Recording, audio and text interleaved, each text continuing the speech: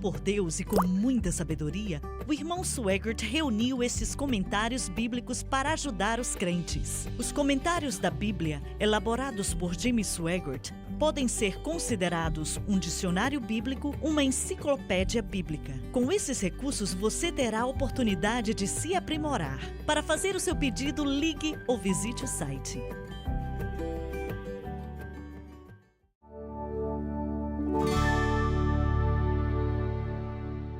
Estamos de volta.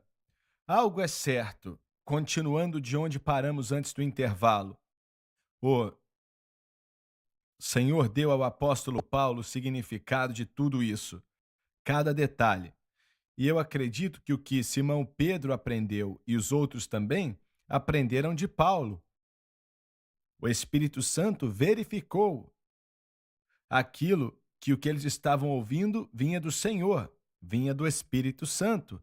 Eles sabiam que Jesus tinha morrido na cruz, mas acho que eles não tinham entendimento do que tudo aquilo representava. A grande mensagem deles era que ele ressuscitou dentre os mortos, e era o que eles enfatizavam. E reforçando quão importante era esse assunto do Messias judeu para Israel. Quão importante era aquilo? Era tudo. Era a nova aliança, era a esperança de Israel, e acredito que a igreja primitiva estava muito ocupada, sempre proclamando que Jesus Cristo era o Messias, era parte da mensagem e que ele tinha ressuscitado outra vez. E a evidência, milagres, sinais e maravilhas que acompanhavam aquilo, a verdade, e é por isso que vimos no livro de Atos e nós vemos também. Por isso eles precisaram ser batizados com o Espírito Santo antes mesmo de precisar de entendimento, porque esse poder para operar milagres e maravilhas tinha que estar sobre eles para que eles tivessem uma oportunidade de passar essa mensagem para Israel. Então, se você considerar o que o Messias era para Israel e agora você vai até Israel e diz: você matou o seu Messias, mas ele morreu e ressuscitou, e vou te mostrar nas Escrituras que estava escrito que isso aconteceria. O nome dele é Jesus. E olha, levanta e anda. Viu só? Aqueles primeiros 10 anos da igreja é primeiramente focado em Israel. E foi o que Jesus mandou eles fazerem. Eles tinham que ir saindo aos poucos. E estamos olhando para um período de tempo quando Deus dá mais informação, pois agora eles estão prontos, a fundação foi estabelecida e eles estão prontos. Deus nunca faz algo rápido em relação à informação com ninguém. O primeiro sermão de Pedro foi a respeito do Cristo que foi crucificado. Exatamente. Lucas não registrou toda a mensagem. Isso seria impossível, não tem como. E nem as mensagens que ele registrou estão completas. Certo. Então, a ênfase em todas é que Cristo morreu e ressuscitou de acordo com a Bíblia. Jesus é o Messias. E tudo aponta para isso, não aponta para o que a cruz conquistou, ou até mesmo, será que isso quer dizer que você recebeu perdão de pecados? E Lucas diz: se você acreditar em mim como Messias, você tem a remissão de pecados. É a mesma mensagem que Jesus pregou por 3 anos e meio. Vinde a mim, todos os que estão cansados, pois eu sou o caminho, a verdade e a vida. Ninguém vem a Deus senão por mim.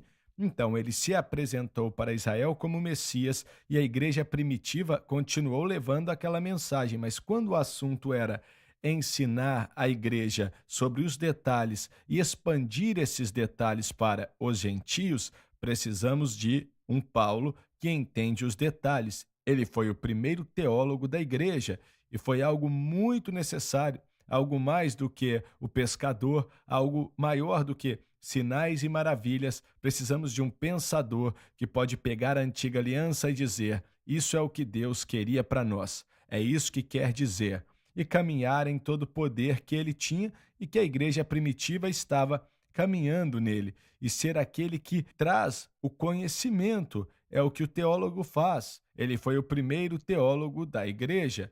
Então leia aí o versículo 21, por favor. Só um minuto. Qual é? 27. Naqueles dias desceram alguns profetas de Jerusalém para Antioquia, provavelmente se refere à conclusão do ano que Paulo e Barnabé passaram em Antioquia na época. Isso meio que muda o assunto um pouco aqui. Esses profetas, não sabemos quem eles eram, a não ser que diga aqui embaixo. De qualquer maneira, a pergunta é: e grande parte da igreja diz que não existem profetas hoje em dia e ponto final, que isso acabou quando o cânon bíblico foi completo, não é mesmo? Aonde você estudou no seminário por vários anos, eles acreditavam que Deus ainda chamava homens e mulheres para serem profetas e profetisas. Hoje em dia, nunca ouvi esse termo sendo usado lá, ouvi ninguém mencionar isso. Eu não sei se nas aulas de teologia eles concordavam que esse ministério continuou, eu não sei. Os grandes batistas do Sul tiveram pessoas com ministério profético. Já ouvi alguns deles. Até, ainda que eles não fossem batizados no Espírito Santo, alguns tinham uma palavra forte para a América. Então, olha, o chamado de um profeta é mais um pregador de justiça, até mesmo do que trabalhar com milagres e por aí vai. João Batista, por exemplo, Jesus disse que ele era o maior profeta nascido de mulher porque ele apresentou a Cristo. E é isso que estou pensando também sobre os dons. E João Batista não operou milagre algum. Ainda assim, ele foi o maior profeta que já viveu, porque ele era um pregador de justiça. Acho que a maioria dos batistas do Sul concordam que esse ministério, da maneira como você descreveu, é apropriado para igrejas batistas do Sul. Mas como pentecostal,